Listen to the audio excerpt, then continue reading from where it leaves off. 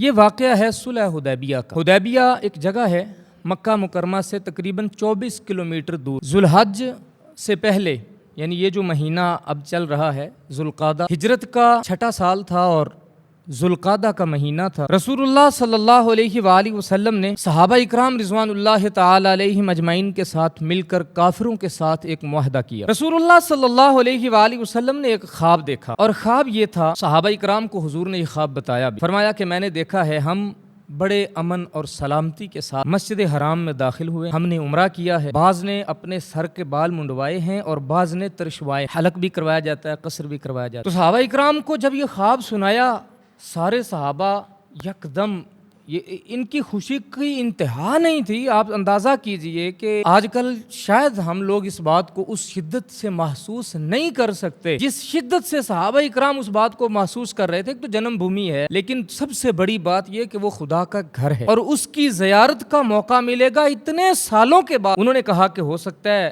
یہ خواب اسی سال پورا ہو۔ ہر بندے کی خواہش ہوتی ہے کہ جیسے ہی ہمیں کوئی بشارت ملی ہے وہ جلدی سے جلدی پوری ہو جائے۔ تو انہوں نے عمرہ کی سعادت اور بیت اللہ کی زیارت کی تیاریاں کرنا شروع کر اور بڑے جوش جذبے کے ساتھ اور جوش و خروش کے ساتھ مکہ میں حاضر ہونے کے لیے دن رات ایک کر دیا۔ آقا علیہ الصلوۃ والسلام نے 1400 صحابہ اکرام رضوان اللہ تعالی علیہم اجمعین کو ساتھ لیا اور ذوالقعدہ کی پہلی تاریخ اور ہجرت کا 6واں سال حضور عمرے کی ادائیگی کے لیے مکہ شریف کی طرف روانہ ہوئے مدینہ سے۔ سارے احباب نے احرام باندھے ہوئے اور قربانیوں کے جانور ان کے پاس، لیکن اسلحہ ساتھ نہیں ہے۔ حالانکہ سب کو معلوم تھا کہ دشمنوں کا قبضہ ہے، دشمن کا علاقہ ہے، اب وہاں پہ جانا ہے تو جان بھی جا سکتی ہے، دشمن حملہ بھی کر سکتے، لیکن اس کے باوجود اللہ رسول کا حکم نہیں ہے۔ اور پھر قریش کو گاہے بگاہے یہ خبریں بھیجتے رہے کہ ہم آ رہے ہیں لیکن ہمارا مقصد جنگ نہیں، عمرہ کرنے کے لیے آئیں گے، اللہ کے گھر کی زیارت کریں گے اور ہم واپس چلے جائیں۔ دوسری جانب جب کافروں کو یہ خبر ملی کہ وہ تشریف لا رہے ہیں، حالانکہ اس کے باوجود کہ یہ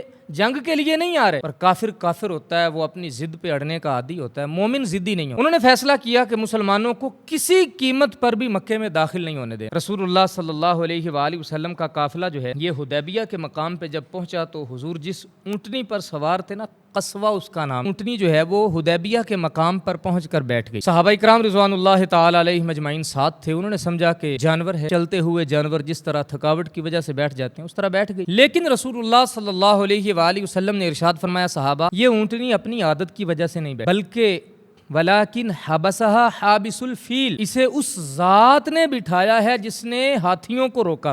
اس واقعہ فیل کی طرف اشارہ کیا۔ اب اس میں کیا حکمت تھی اللہ کی، یہ اللہ بہتر جانے۔ یہاں قیام فرمایا گیا اور حضور نے کافروں کو یہ باور کروانے کے لیے کہ ہم یہاں جنگ کرنے کے لیے نہیں آئے، کئی پیغام بھی بھیجے۔ یہ سفارت کا سلسلہ چلتا رہا، ادھر سے کافروں کی طرف سے بھی سفیر آتے رہے، یہ سفارت کاری دونوں طرف سے ہوتی رہی، کافروں کی طرف سے بھی آتے رہے، رسول اللہ صلی اللہ علیہ وآلہ وسلم کی طرف سے بھی جاتے رہے، یہاں تک کہ جو کافروں کے سفیر آتے تھے وہ بھی جا کے اپنے کافروں کو بڑوں کو یہ بتاتے تھے کہ دیکھو ان کی پوزیشن اور کنڈیشن ہم اپنی آنکھوں سے دیکھ کے آئے ہیں، وہ لڑنے کے لیے کم از کم نہیں ہے۔ جنگ کرنے والے آدمی کا اس کا چال چلن، اس کا بات کرنے کا رنگ ڈھنگ کچھ اور ہوتا ہے، اور محمد صلی اللہ علیہ وآلہ وسلم اور اس کے ساتھیوں کو سارے لوگ جانتے ہیں، وہ کوئی ڈھکی چھپی بات تو کرتے نہیں ہیں۔ جب انہوں نے کہہ دیا کہ وہ جنگ کے لیے نہیں آیا تو نہیں آیا، لیکن اس کے باوجود وہ کافر اپنی ضد پہ اڑے رہے۔ یہاں ایک سفیر آقا علیہ الصلوۃ والسلام کی بارگاہ سے جاتے ہیں جن کا نام حضرت سیدنا عثمان غنی رضی اللہ تعالی، اور وہاں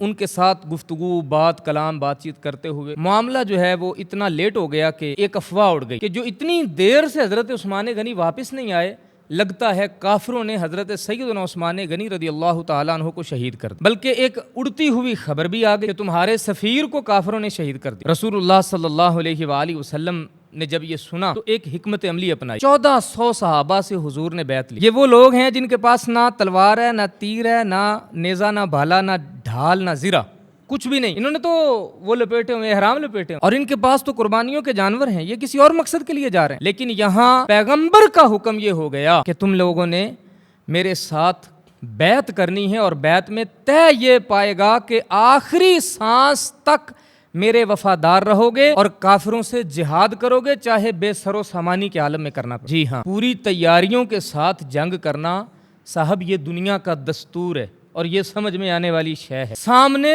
اسلحے سے لیس دشمن ہو اور اس کے ساتھ مقابلہ کرنا یہ ایمان کی معراج ہے، صاحب ایمان کے سوا کوئی ایسی جرت نہیں کر سکتا۔ دل بدستاور کے حج اکبر، جس کا دل پہ قبضہ ہو گیا وہی کر سکتا ہے۔ جس نے دل دیا ہی نہیں ہے اللہ رسول کو، اس کے پاس تو 1000 بہانے۔ صحابہ اکرام رضوان اللہ تعالی علیہم اجمعین نے بیعت کی، اور بیعت بھی دیوانہ وار۔ 1400 صحابہ نے اپنا ہاتھ حضور کے ہاتھ پر دیا اور عرض کی کہ یا رسول اللہ ایک قدم بھی پیچھے نہیں ہٹیں گے۔ کسی نے، ایک شخص نے بھی یہ نہیں کہا کہ ہم تو عمرے کے لیے آئے تھے، عمرہ کرنے کے لیے، عمرہ کر کے چلے جائیں گے، نہیں۔ اب چونکہ حکم ہو چکا ہے، یہاں نہ کسی عقل کو نہ کسی دلیل کو دخل ہے، کیوں؟ یہاں اللہ اور اس کے رسول کا حکم ہے، لہٰذا بیعت ہوگی تو موت پہ ہوگی، سر کٹانے۔ 1400 صحابہ نے بیعت کی۔ یہ بات پھیلی کہ 1400 بندوں نے تم سے بدلہ لینے کے لیے نبی کے ہاتھ پہ بیعت کر لی، اب تمہاری خیر نہیں۔ کافروں کو یہ لگتا تھا کہ ڈرا دھمکا کے واپس بھیج دیں گے، لیکن اب جب یہ پتا چلا کہ وہ بے سر و سامانی کے عالم میں بھی بیعت کر چکے ہیں، اب کافر اس بات پہ مجبور ہو گیا کہ چلیں ہم آپ سے صلح کرتے ہیں اور صلح نامہ لکھتے ہیں۔ اب یہ یہاں پہ صلح حدیبیہ ہے، اور صلح حدیبیہ پہ رسول اللہ صلی اللہ علیہ وآلہ وسلم نے کچھ شرائط لکھوائیں۔ وہ شرائط کیسی ہیں؟ ذرا اس بات کو ذہن نشین رکھیے گا، جن لوگوں کا جذبہ میں نے آپ کے سامنے بیان کیا ہے کہ کوئی سامان پاس نہیں ہے، لیکن اس کے باوجود موت پہ بیعت کر لی ہے پیغمبر کی، آخری سانس تک لڑیں گے، یہ بات ذہن نشین آپ نے رکھنی۔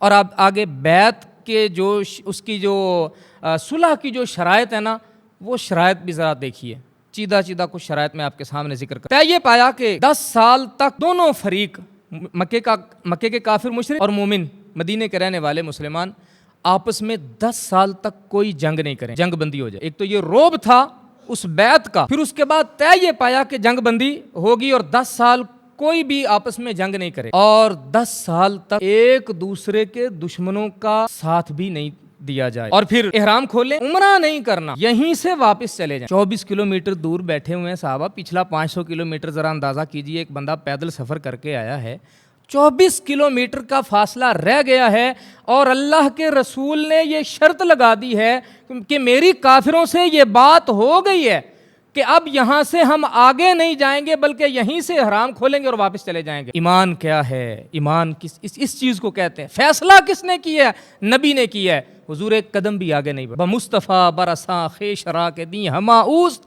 گربعون رسیدی تمام بولہبی۔ اقبال نے فرمایا اگر تم نے دل ہی مصطفیٰ کو نہیں دیا تو تم نے کیا کیا؟ جس نے دل سرکار کی بارگاہ میں دیا ہی نہیں ہے وہ ابو لہب ہی رہا ہے، اس کو اس کے ایمان نے فائدہ نہیں۔ سرکار نے فرمایا آگے نہیں جانا، یہیں سے حرام کھولنے ہیں، جانور قربان کرنے ہیں ادھر ہی، اور یہیں سے واپس مڑ جانا ہے۔ یہ اس صلح نامے کی جو شرط تھی، ایک شرط یہ رکھی گئی، اور پھر کہا کہ آئندہ سال عمرہ قضا کرنے کے لیے آ سکتے ہو، لیکن اسلحہ نہیں لے کے آنا، اور رہنا کتنے دن ہے؟ صرف 3 دن رہو گے، پھر واپس چلے جاؤ گے۔ آقا علیہ الصلوۃ والسلام نے ارشاد فرمایا منظور ہے، یہ بھی لکھو۔ اللہ اکبر۔ میں نے آپ سے کہا کہ مومن کبھی ضدی نہیں ہوتا ہے۔ صحابہ اکرام رضوان اللہ تعالی علیہم اجمعین نے احرام کھول دیے، جانور وہیں پہ قربان کیے اور واپسی کے لیے روانہ ہو گئے۔ واپسی سفر جاری تھا کہ راستے میں اللہ تعالی نے فرمایا انا فتحنا لک فتحا مبینا، اے محبوب بے شک ہم نے آپ کے لیے ایک روشن اور بہترین فتح کا دروازہ کھول۔ بظاہر تو کسی کو نہیں لگ رہا تھا یہ فتح ہے، یہ تو کافروں کی شرائط مان کے واپس جا رہے تھے، لیکن چونکہ صحابہ اکرام کی جان نثاری اس لیول کی تھی، اس حد تک تھی کہ اللہ تعالیٰ نے اگلے آنے والے معاملات کی خبر پہلے ہی دے کہ محبوب اب ان کو یہ خوشخبری سنا دیں کہ دروازہ اب کھل گیا۔ اللہ اکبر۔ کبھی کبھی چپ رہنا بھی دروازے کھول دیتا۔ ہاں، شور ڈالنے سے انسان اپنا مقدر گوا بیٹھتا ہے۔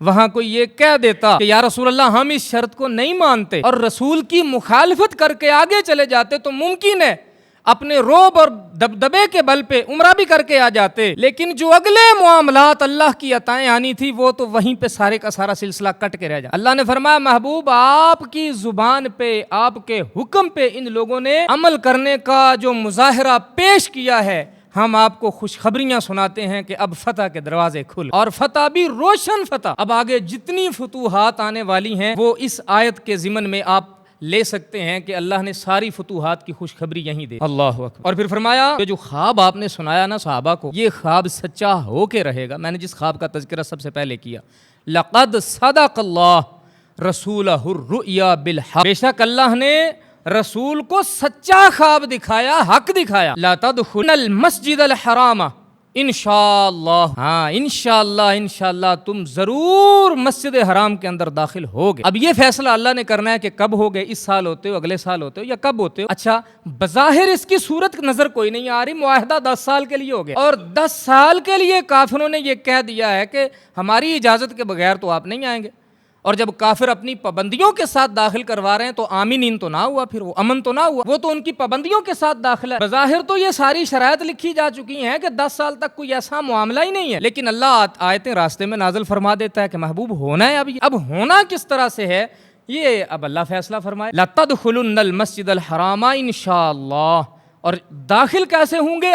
آمینین، امن کے ساتھ داخل ہوں گے، پریشانی کوئی نہیں ہو۔ مُحَلِّقِينَ رُؤُوسَكُمْ، اور اپنے سروں کو منڈاتے ہوئے، وَمُقَصِّرِينَ، اور بال چھوٹے کرواتے، بال ترشواتے ہوئے، اور لا تخافون، بغیر کسی خوف کے داخل ہوں، پابندی کوئی نہیں ہوگی تمہارے اوپر۔ اللہ، اور پھر اس کے بعد ہوا یہ، وہ جیسے صحابہ کرام کی جانثاری نا، علامہ رومی فرماتے ہیں کہ عقل قربان کن بپیش مصطفیٰ، حسبی اللہ گو کہ اللہ ہم کفا، اپنی عقل کے سارے گھوڑے دوڑانا بند کر دے، جب فرمان مصطفیٰ تیرے سامنے آ گیا تو پھر اپنی عقل کے تیر نہ چلا، اپنی عقل کو سرکار کے فرمان پہ قربان کر، اور یہ کہا کہ میں نے سرکار کے فرمان پہ اپنی ساری عقلیں قربان کر دیں، مجھے اللہ کافی۔ اللہ کے محبوب نے جو فرما دیا ہے تو پھر اللہ بہتر جانتا ہے کہ معاملہ کیا ہوگا۔ 2 سال نہیں گزرے، معاہدہ کافروں نے خود ہی توڑ دیا، 2 سال بھی نہیں گزار سکے کافر، معاہدہ خود توڑ دیا۔ 10,000 کا لشکر پھر رسول اللہ صلی اللہ علیہ وآلہ وسلم نے لیا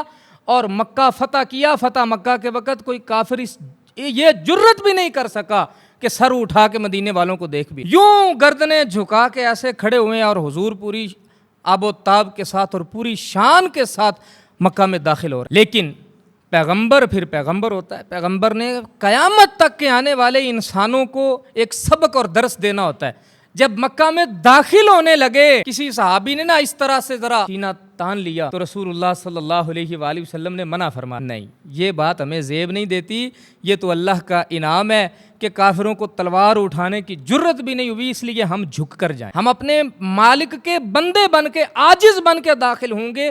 یہاں تک کہ رسول اللہ صلی اللہ علیہ وآلہ وسلم نے خود بھی اپنا سر اتنا نیچے جھکایا کہ اونٹ کے کوہان کو لگ رہا، اتنا جھکایا۔ اس شان سے رسول اللہ صلی اللہ علیہ وآلہ وسلم گیا کہ سارے کافر یوں ہاتھ باندھ کے کھڑے تھے، اگر حضور چاہتے تو جس نے تکلیف پہنچائی تھی چن کے حضور سب کے سر اتار دیتے، اور سارے حضور کے سامنے مجرموں کی طرح پیش ہو گئے۔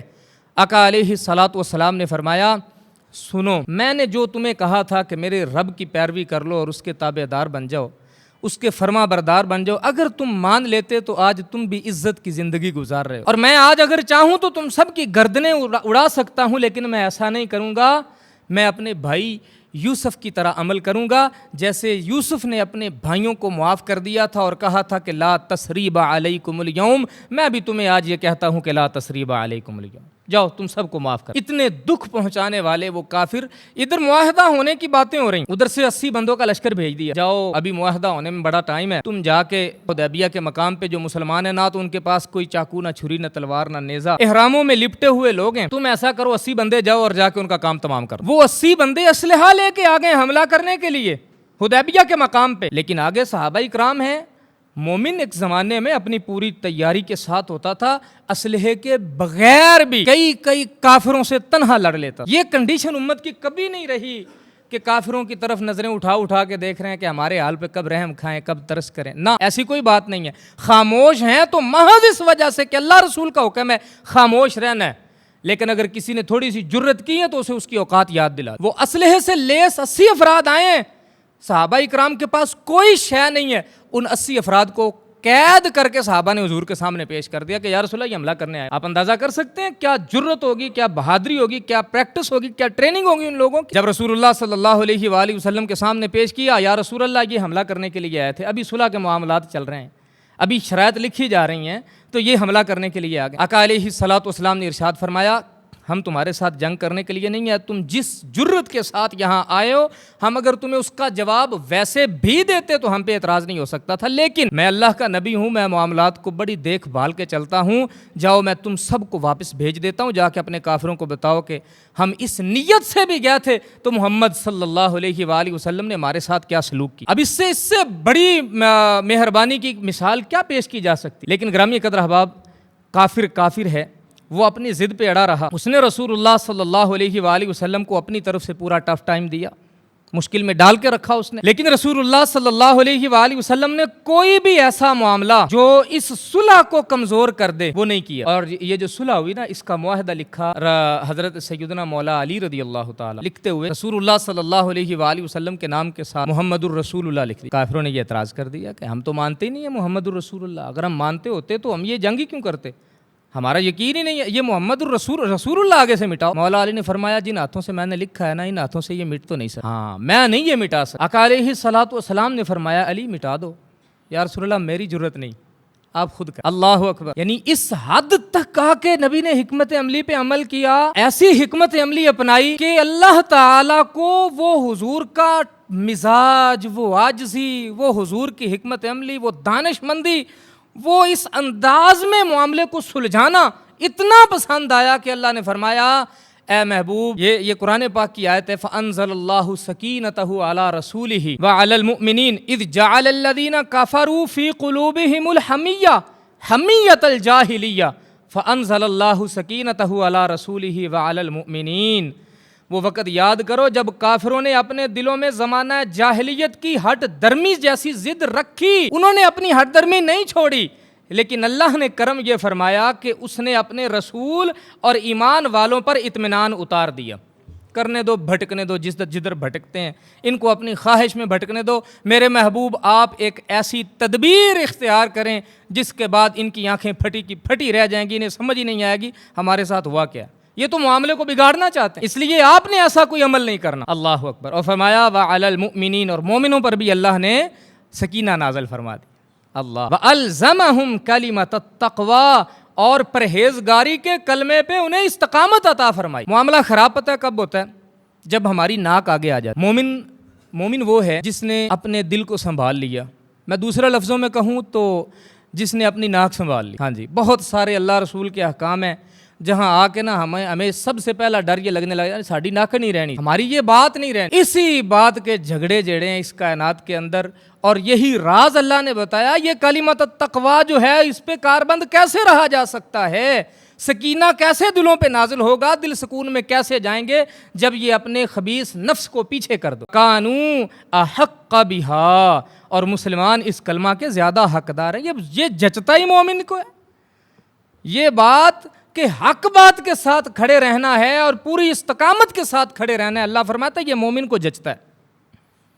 وَكَانَ اللَّهُ بِكُلِّ شَيْءٍ عَلِيمًا، اور اللہ سارا کچھ جاننے والا ہے۔ ان کافروں کو تو پتہ نہیں ہے نا آگے معاملات کیا ہونے والے ہیں، ابھی ہم نے فتح مکہ کا دروازہ ابھی ہم نے کھولنا ہے، پھر اس کے بعد حنین ہے، پھر یہ سارے معاملات جو ہیں یہ حنین کی وادیاں اور تبوک میں جا کے اور خیبر کی فتوحات یہ ساری آگے آنے والی ہیں، ان کو کیا پتہ، لیکن یہ بیس اور بنیاد بن رہی ہے ان لوگوں کی جو جسمانی طور پہ اتنے طاقتور ہیں کہ 10 کافروں کا مقابلہ اکیلا بندہ بغیر اسلحے کے بھی کر سکتا ہے۔ اب ضرورت تھی کہ اللہ رسول کے ایسے احکامات ان پہ نافذ کیے جائیں جو اندر قبول نہ کرتا ہو، لیکن اس کے باوجود وہ قبول کروائے جائیں اور ان کے دلوں کو اتنا مضبوط کیا جائے جتنے انہوں نے اپنے جسم مضبوط کر رہے، دل بھی اتنے ہی مضبوط ہو جائیں، پھر مومن جا کے پورا مومن بنتا ہے، دل بھی اللہ کا اور جسم بھی اللہ کا۔ اب جو بھی حکم ہوگا اس وجود پہ نافذ ہوگا وہ اللہ اور اس کے رسول کا ہی ہوگا، ہمارے دلوں پہ بھی حکومت اسی کی ہے۔